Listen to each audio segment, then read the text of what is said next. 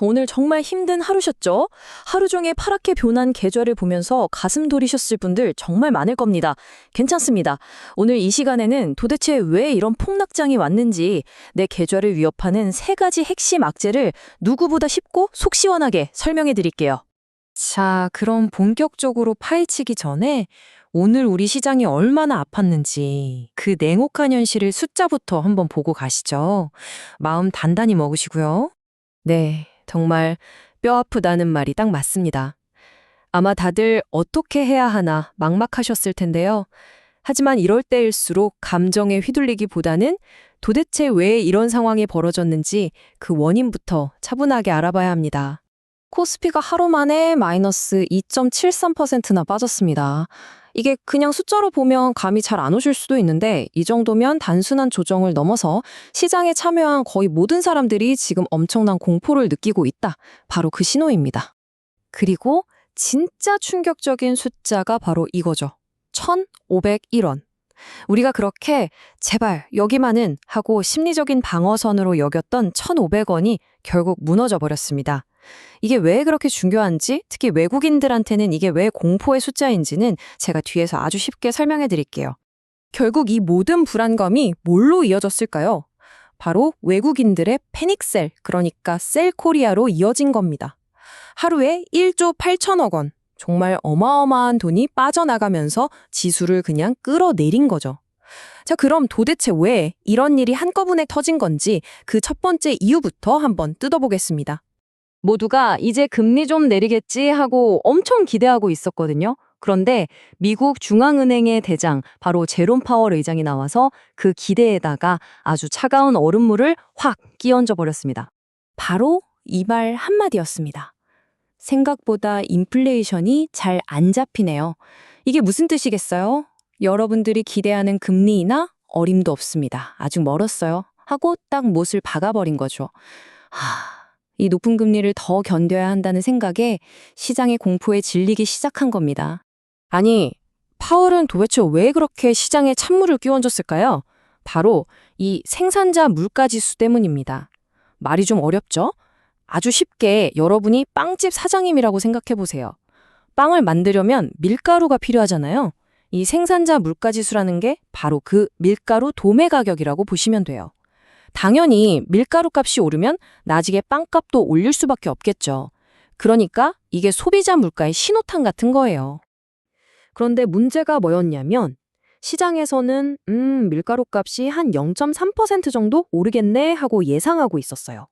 근데 뚜껑을 딱 열어보니까 웬걸 0.7%나 폭등을 한 겁니다. 예상보다 2배 이상 뛴 거죠.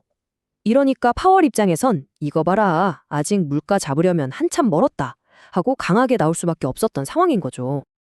자, 이렇게 금리 때문에 불안한데 정말 엎친 데 덮친 격으로 불난 집에 기름을 붓는 소식이 저 멀리 중동에서 날아왔습니다. 바로 지정학적 리스크라는 건데요. 말이 거창하지만 쉽게 말해서 중동에서 전쟁 날 것 같은 분위기가 우리 경제까지 위협하게 된 거죠. 이스라엘이 이란의 중요 시설을 타격했고 이란은 가만 안 두겠다고 맞받아치면서 순식간에 분위기가 험악해진 거예요. 이러다 진짜 전쟁 나는 거 아니야? 전 세계 석유 공급이 끊기는 거 아니야? 하는 공포가 시장을 덮친 겁니다. 그 결과가 바로 이 숫자입니다. 국제 유가가 배럴당 107달러를 넘어버렸어요. 여러분, 기름값은 그냥 주유소에서 넣는 기름값이 아니에요.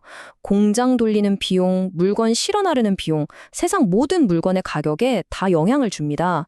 결국 기름값이 오르면 그렇죠. 다시 물가가 오르는 거예요.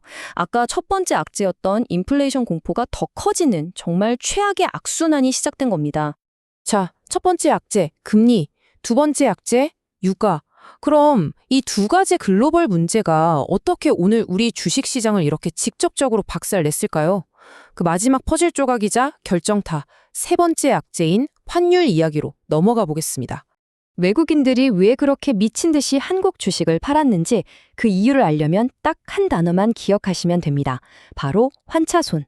이름만 들어도 손해보는 느낌이죠? 맞습니다. 환율 때문에 나는 가만히 있었는데 내 돈이 녹아내리는 걸 말해요. 자, 여기 예를 들어 볼게요. 아주 쉬워요.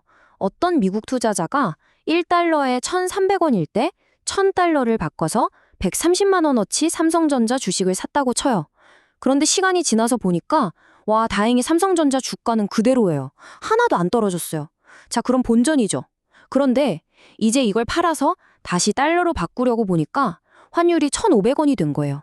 그럼 130만 원을 달러로 바꾸면 꼴랑 866달러밖에 안 되는 겁니다. 주식으로는 1원도 손해 안 봤는데 가만히 앉아서 130달러 넘게 날린 거죠. 이게 바로 환차손의 무서움입니다. 바로 이거예요. 외국인들 입장에서 이러다가 원화 가치가 더 떨어지겠는데? 하는 생각이 드는 순간 주가가 오르든 말든 손해가 눈덩이처럼 불어나는 거예요. 그러니까 더 손해보기 전에 빨리 팔고 달러로 바꿔서 튀자. 이게 된 거죠. 오늘 시장에 쏟아진 1.8조 원 엑소더스의 진짜 이유가 바로 이겁니다.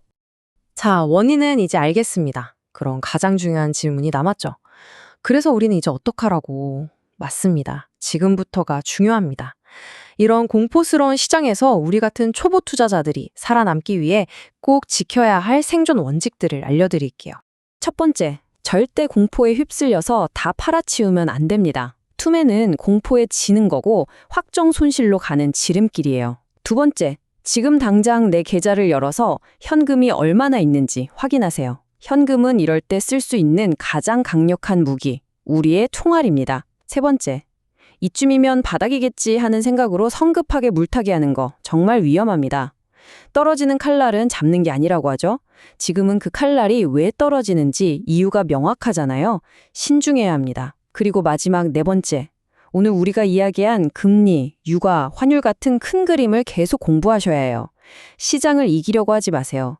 시장의 흐름을 이해하고 그 안에서 살아남는 게 진짜 실력입니다. 모든 폭풍은 언젠가 지나가게 되어 있습니다.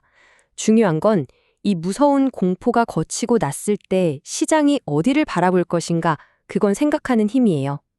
결국 시장은 진짜 좋은 기업, 본질적인 가치가 있는 기업을 다시 찾아낼 겁니다.